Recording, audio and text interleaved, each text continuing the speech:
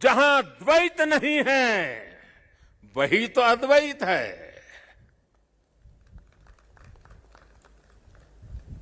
शंकराचार्य जी ने भारत की चेतना में फिर से प्राण फूके और हमें हमारी आर्थिक परमार्थिक उन्नति का मंत्र दिया। उन्होंने कहा ज्ञान विहीन, देखिए ज्ञान की उपासना की महिमा हमारा कितना महत्व रखता है। ज्ञान विहीन सर्वमतेन मुक्तिम न भजति जन्मशतेन, यानी कि दुख कष्ट और कठिनाइयों से हमारी मुक्ति का एक ही मार्ग है और वो है ज्ञान। भारत की ज्ञान की विज्ञान और दर्शन की जो कालातीत परंपरा है उसे आदि शंकराचार्य जी ने फिर से पुनर्जीवित किया, चेतना भर दी। साथियों, एक समय था जब अध्यात्म को धर्म को केवल रूढ़ियों से जोड़कर कुछ ऐसी गलत मर्यादा और कल्पनाओं में जोड़कर देखा जाने लगा था, लेकिन भारतीय दर्शन तो मानव कल्याण की बात करता है। जीवन को पूर्णता के साथ होलिस्टिक अप्रोच के साथ होलिस्टिक वे में देखता है। आदि शंकराचार्य जी ने समाज को इस सत्य से परिचित कराने का काम किया। उन्होंने पवित्र मठों की स्थापना की, 4 धामों की स्थापना की, 12 ज्योतिर्लिंगों का पुनर्जागृति का काम किया।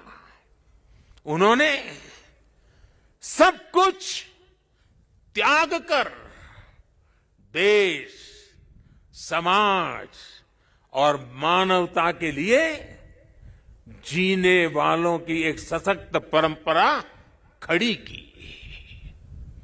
आज उनके अधिष्ठान भारत और भारतीयता का एक प्रकार से संबल, पहचान बने हुए हैं। हमारे लिए धर्म क्या है, धर्म और ज्ञान का संबंध क्या है, और इसीलिए तो कहा गया है अथा तो ब्रह्म जिज्ञासा, अथा तो ब्रह्म जिज्ञासा। इसका मंत्र देने वाली उपनिषदीय परंपरा क्या है? तो हमें पल प्रतिपल प्रश्न करना सिखाती है, और तभी तो बालक नचिकेता यम के दरबार में जाकर के यम की आंख में आंख मिला करके पूछ देता है, यम को पूछ देता है व्हाट इज डेथ, मृत्यु क्या है बताओ। प्रश्न पूछना, ज्ञान अर्जित करना, अथा तो धर्म जिज्ञासा। हमारी इस विरासत को हमारे मठ हजारों सालों से जीवित रखे हुए हैं, उसे समृद्ध कर रहे हैं। संस्कृत हो, संस्कृत भाषा में वैदिक गणित जैसे विज्ञान हो, इस मठों ने, हमारे शंकराचार्य की इस परंपरा ने इन सब का संरक्षण कर पीढ़ी दर पीढ़ी मार्ग दिखाने का काम किया है।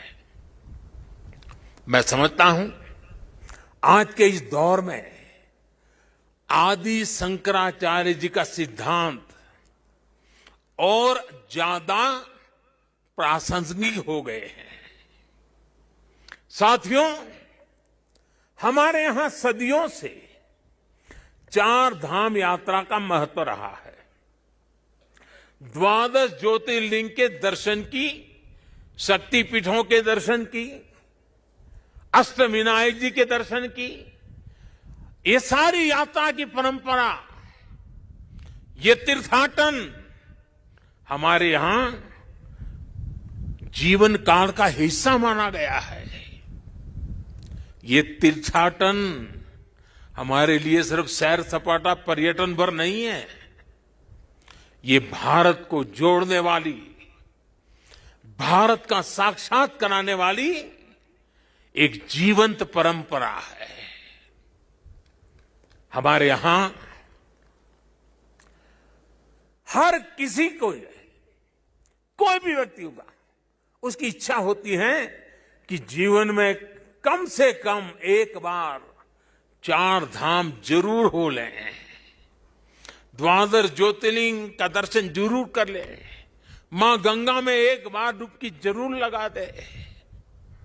पहले हम घर में बच्चों को शुरू से ही सिखाते थे, परंपरा थी।